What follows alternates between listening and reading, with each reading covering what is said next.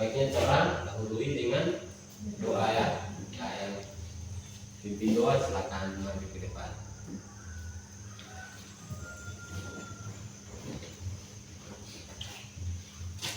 Teman-teman, sebelum kita belajar, mari kita sembahkan kita berdoa.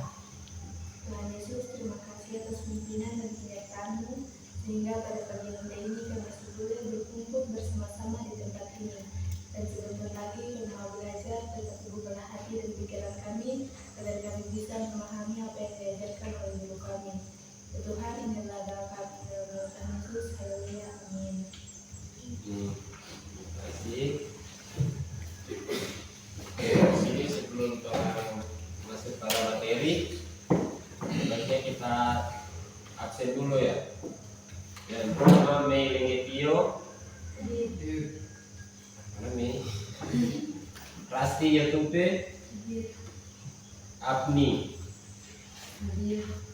Selfie, Priscilia, Alfa, Radit, Oke, Yutin, Arnus, Iton, Sianto, Remiko, Tony, Bunga Mina, Lasmi, Sapti. Jadi dua yang satu sakit, satu. Dan sebelum orang mulai masuk pada materi, orang lakukan dulu ice drinkingnya supaya fokusnya supaya fresh otak.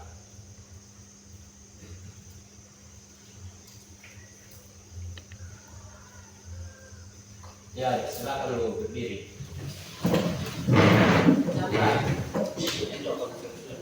Tiga.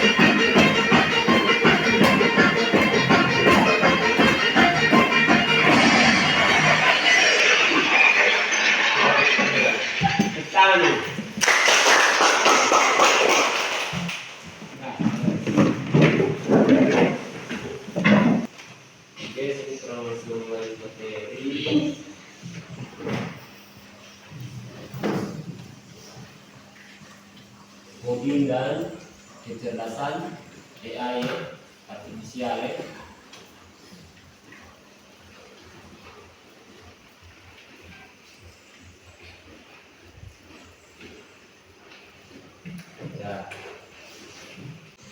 Ya, di sini berpikir komputasional dan literasi digital. Ya, apa itu berpikir komputasional? Sini berpikir komputasional adalah apa? Cara berpikir yang digunakan apa? Untuk membicarakan masalah secara sistematis atau terstruktur ya, dengan langkah-langkah yang dapat diikuti oleh manusia dan apa? Komputer. Tujuannya apa?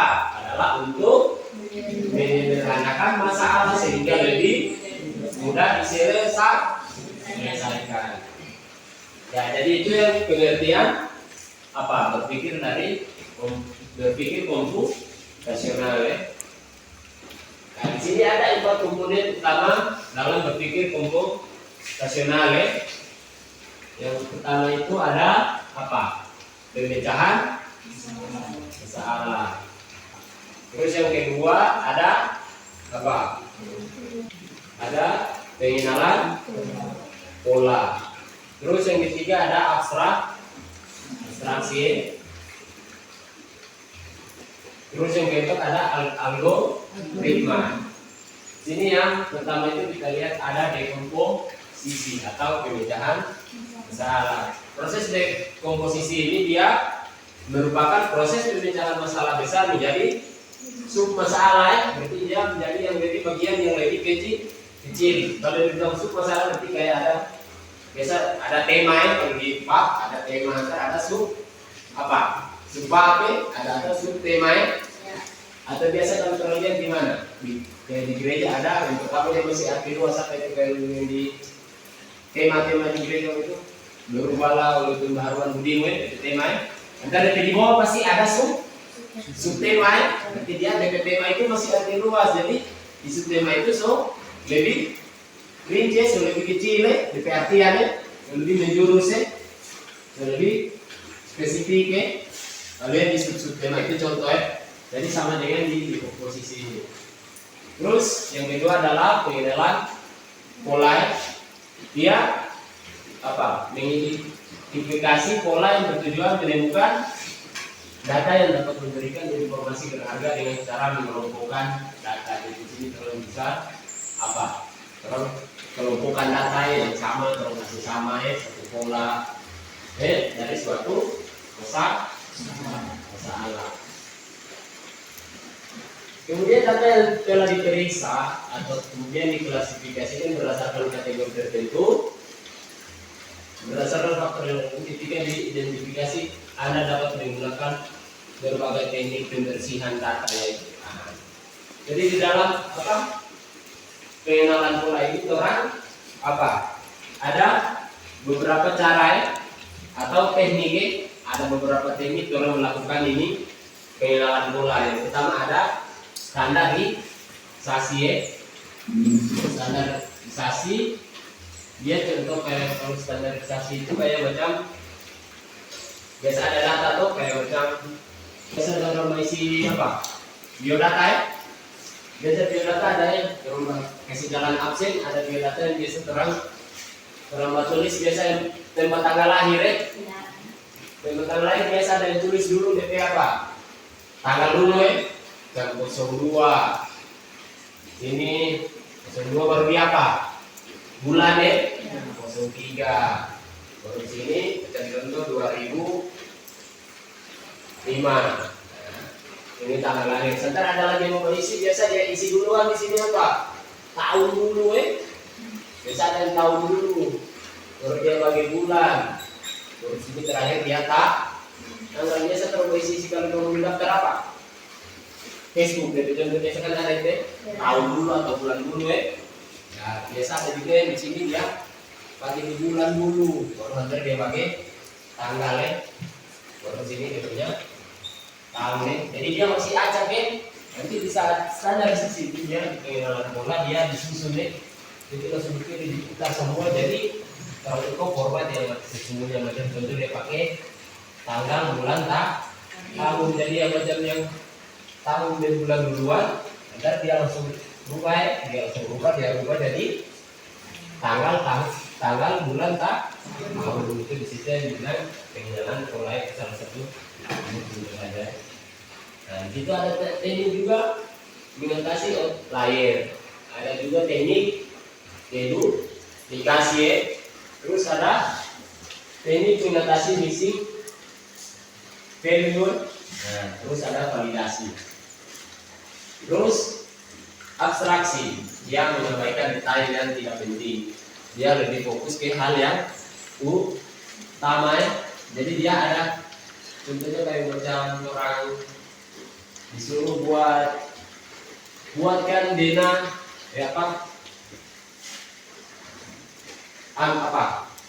peta orang punya sekolah, dena orang punya lingkungan sekolah, pasti biasa kalau pakai abstraksi ini dia berarti terlihat dia menyampaikan hal yang tidak penting ya.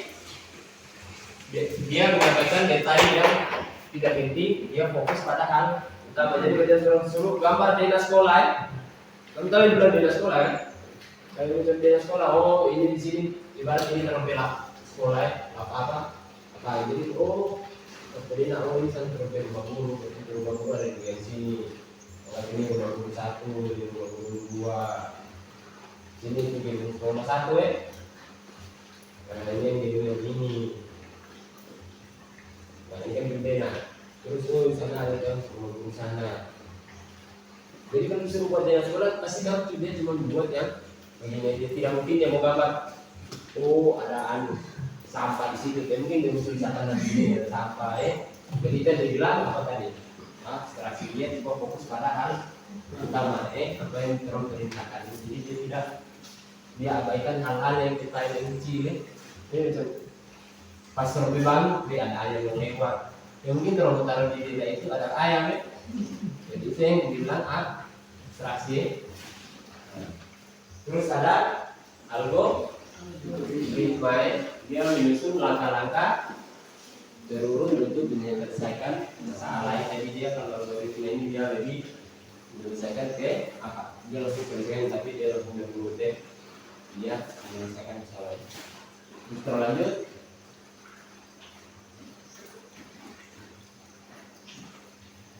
nah contoh penerapan di kehidupan sehari-hari ya. Jadi contoh di sini ada orang contoh memasak mie. Nah, pasti yang pertama-tama di langkah itu ada orang rebus dulu DP airnya. Ya mungkin orang setelah rebus atau langsung orang masukkan DP mie di air baru orang kasih kompor kasih menyala. Tidak, pasti orang kasih mendidih dulu DP airnya, orang rebus air baru orang masukkan DP mie, tunggu 3 menit baru orang tiriskan, baru campur dia punya bumbu. Jadi dia ada punya langkah-langkah ini menjadi contoh penerapan di kehidupan sehari-hari. Contohnya berarti kayak macam sini DP susulannya punya langkah-langkah. Contoh juga kalau kayak terang masak payo, tidak mungkin dia punya unti atau dia punya segala terang isi di bagian terakhir nanti terus rebus dulu baru terang isi DP galapa mungkin ya. Jadi dia harus ada dia punya langkah-langkah yang struktur. Nah di situ ada juga contoh mencari buku di perpustakaan. Pasti nggak contoh perpustakaan ya. Maklumnya kalau perpustakaan yang besar, dia pasti yang pertama orang tentukan dulu apa yang orang mencari. Kalau perpustakaan yang besar ya, karena dia di situ tak atur hati. Saya mencari dulu buku yang tentang alat-alat ini. Cari lihat sudah yang anak-anak. Kalau mencari rak dari lemari sesuai dengan punya dia terang ambil. Kemudian dia contoh kalau terang belanja di toko belanja di toko pasti di situ ada dia rak dipisah yang bagian batu pasti itu diperak sama satu batu ada diperak Embodi, sabiri, yang tisu-tisu, yang kapas-kapas Jadi jangan kamu mencari yang makanan, kalau dicari di tempat sabun nih, pasti kamu tidak dapat nih. Dia kamu lihat satu macam-macam dia berdapat. Jadi orang harus berjuang dulu. Cari harus di tempat makanan ini. Kalau cari orang punya apa? Kalau orang suka makan apa? Sosis orang cari yang merek ini. Pasti situ cepat orang temukan ya. Tapi kalau orang tidak susun begitu, orang masih kok putar dulu cari satu-satu, cari satu-satu, putar, pasti memakan waktu yang lama ya. Jadi itu berarti dia tetap jadi salah yang besar ya. Jadi berpikir secara komputasional berarti ya.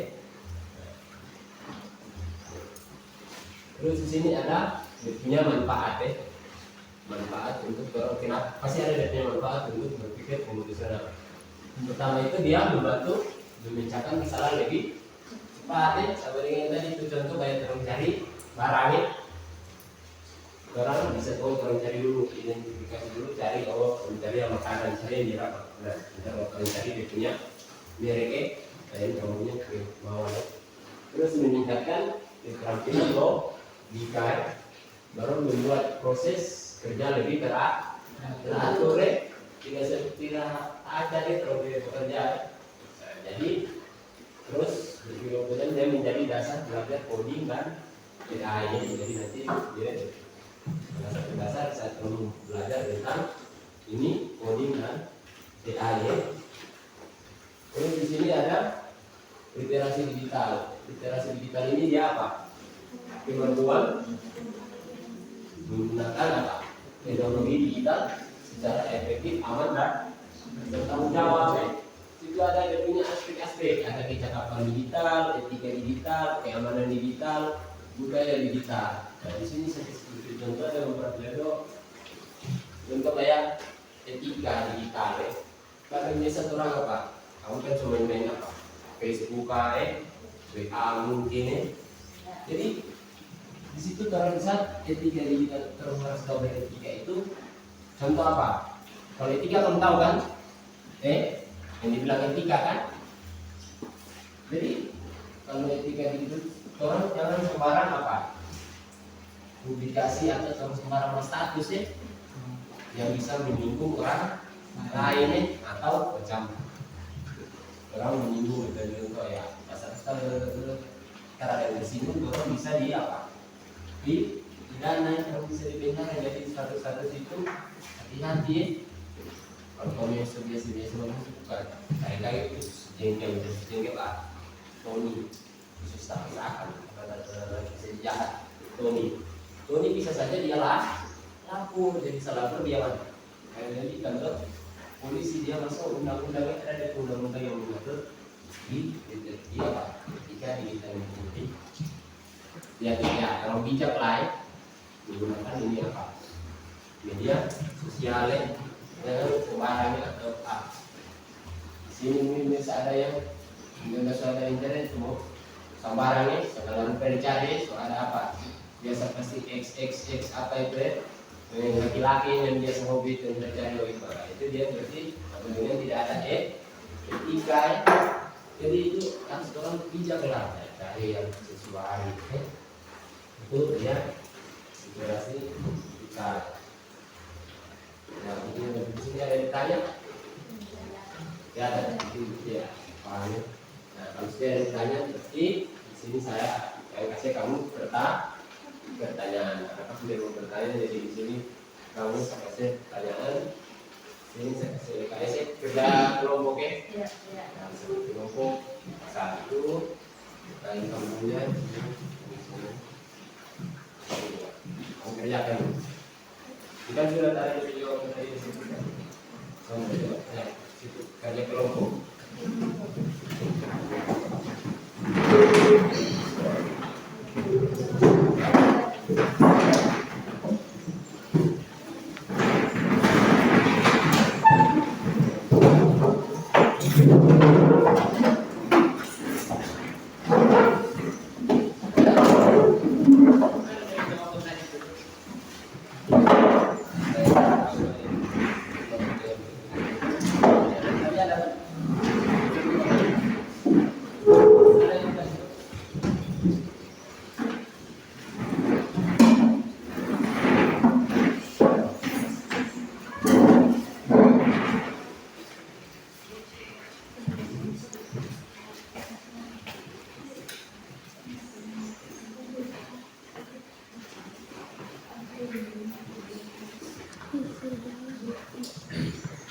memberikan kepada saya.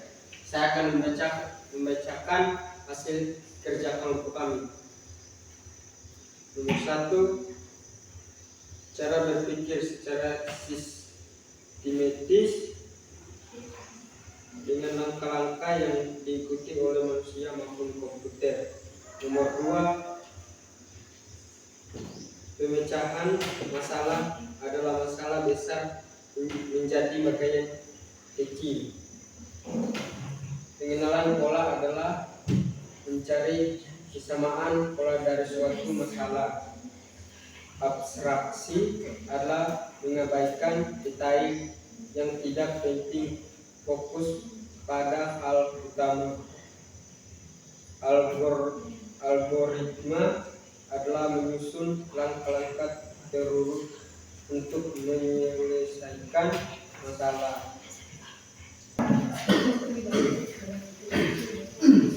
Baca di soal langsung jawab ya.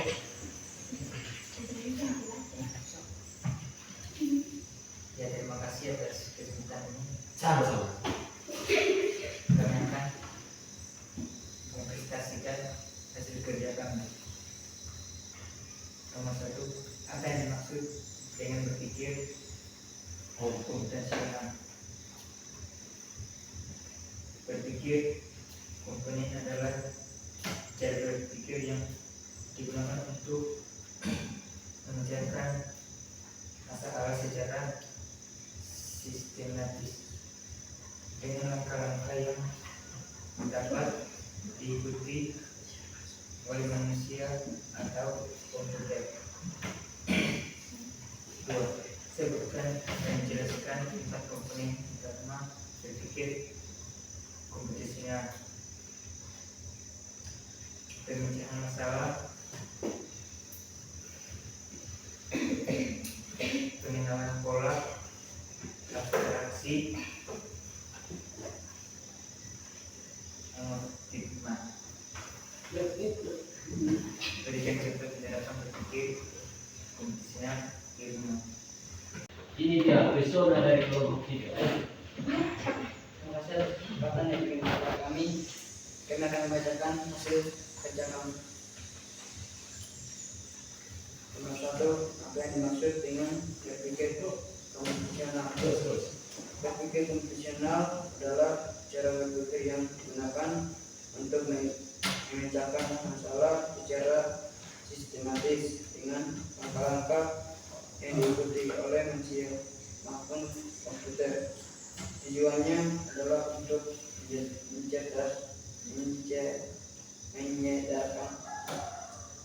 menyederhanakan masalah sehingga lebih mudah diselesaikan. 2. Sebutkan dan jelaskan 4 komponen utama berpikir komputasional. Memecahkan masalah besar menjadi bagian kecil. 2.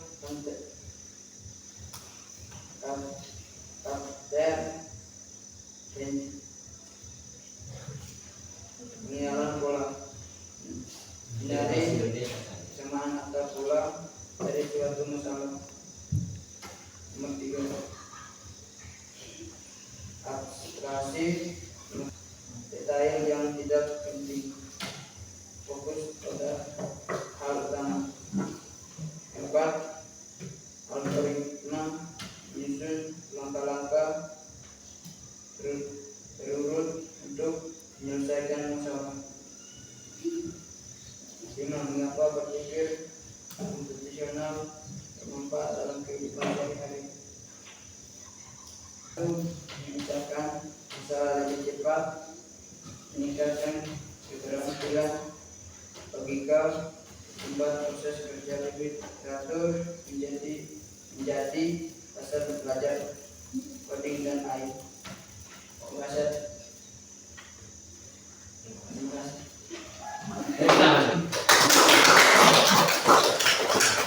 Jangan buat dia.